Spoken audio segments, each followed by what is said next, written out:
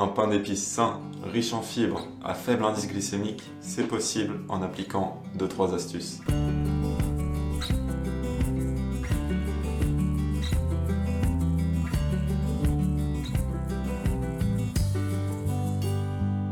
Salut les amis, c'est Obi, je suis content de vous retrouver aujourd'hui pour préparer un pain d'épices surprenant à 2 niveaux. Il est riche en fibres et a donc un index glycémique plutôt bas, et ça c'est rare pour du pain d'épices. Et malgré ça, deuxième surprise, il est très moelleux, il est pas sec, il est vraiment très parfumé et super bon. Cerise sur le gâteau, il est super facile à réaliser, alors j'enfile tout de suite mon plus beau tablier et je vous retrouve derrière les fourneaux. Heureux, alors c'est parti pour la recette. Première étape avant même de préparer notre pâte, c'est de préchauffer notre four à 160 degrés Celsius.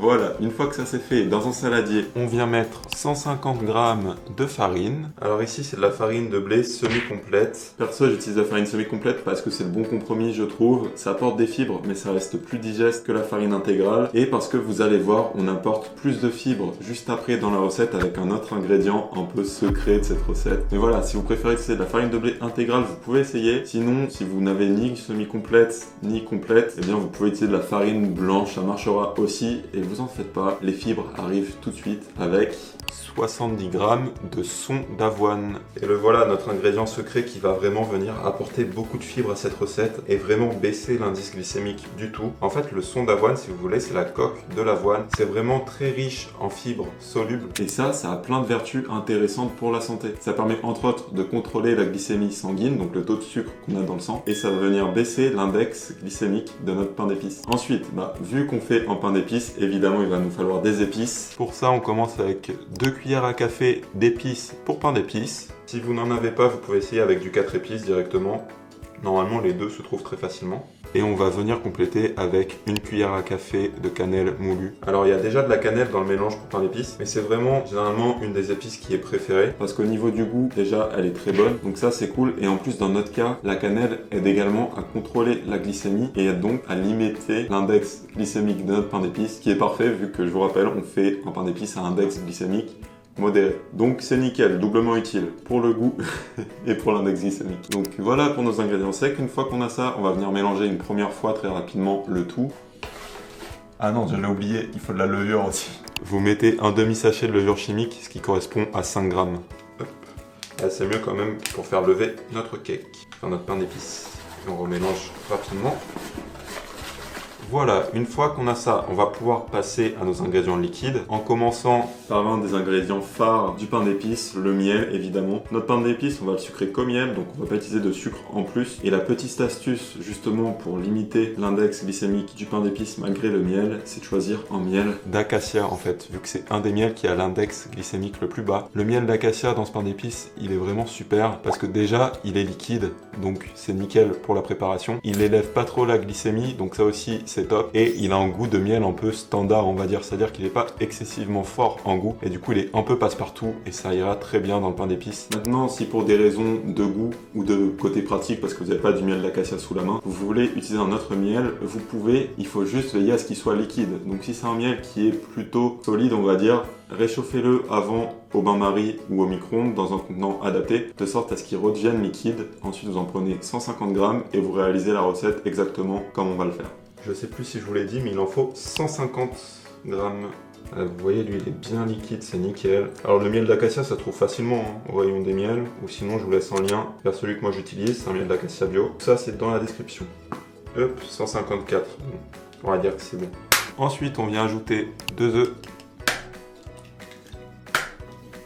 Ensuite, le dernier ingrédient de ce pain d'épices, 100 ml de lait. Pour moi ici j'utilise un lait d'amande maison, mais en vrai ça n'a pas trop d'importance. Vous pouvez mettre 100 ml de lait de votre choix, voire même 100 ml d'eau. Ça marchera très bien pour cette recette, il n'y a pas de souci. Une fois qu'on a ça, on mélange.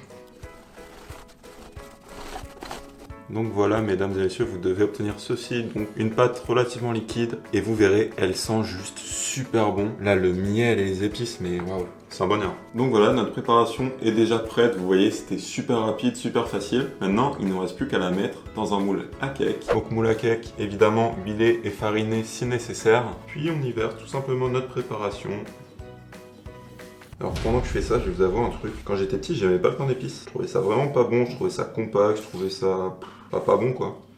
Mais en fait, le pain d'épices maison, c'est super différent du pain d'épices qu'on achète dans le commerce. Et du coup, celui-là, franchement, je kiffe. Voilà, une fois que vous avez ça, il reste juste à faire.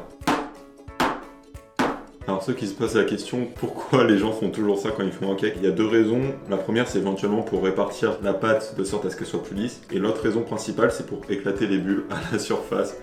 Si vous ne faites pas, c'est pas dramatique, mais bon, on va dire que c'est toujours mieux. Et maintenant qu'on a ça, ça part au four pour 40 minutes de cuisson.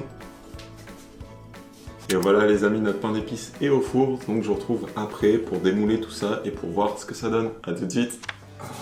Et voilà les amis, notre merveilleux pain d'épices est là. Et je dois vous dire que ça sent mais tellement bon le pain d'épices, j'adore l'odeur. Donc une fois que vous l'avez sorti du four, faites attention de ne pas vous brûler. Et vous allez vouloir en fait le démouler comme ceci, hop, et le laisser refroidir sur une grille.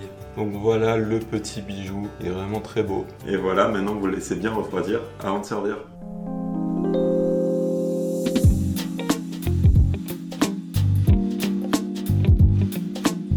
Les amis, regardez, il est là, le magnifique pain d'épices. Alors je peux vous dire qu'il sent super bon. Et le moelleux, je vous montre, regardez, c'est génial. Bon appétit.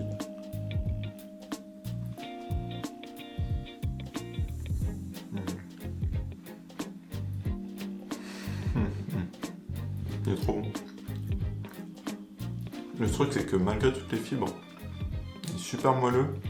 Il est super doux, ça passe nickel. Et vous voyez au final avec toutes ces petites astuces, la farine semi-complète, le son d'avoine, utiliser du miel d'acacia plutôt qu'un miel de fleurs classique, ajouter plus de cannelle, tout ça, ça nous permet d'obtenir un pain d'épices avec un index glycémique vraiment plutôt bas, surtout comparé au pain d'épices on va dire traditionnel, et pourtant c'est délicieux. C'est vraiment très bon, c'est pas sec du tout, non, franchement succès. Bon voilà pour la vidéo d'aujourd'hui les amis, si elle vous a plu comme d'habitude, un pouce en l'air, ça vous prend 2 secondes, mais ça m'aide énormément, alors merci à tous ceux qui prendront le temps de le faire. Pour ne pas manquer les prochaines recettes saines et délicieuses, je vous invite évidemment à vous abonner à cette chaîne YouTube, c'est 100% gratuit, et en cliquant sur la petite cloche, vous serez même prévenu de quand de prochaines vidéos sortent. Comme ça, vous ne manquerez pas les prochaines recettes. Sur ce, je vous dis à la prochaine, d'ici là, prenez soin de vous, je vous fais des bisous.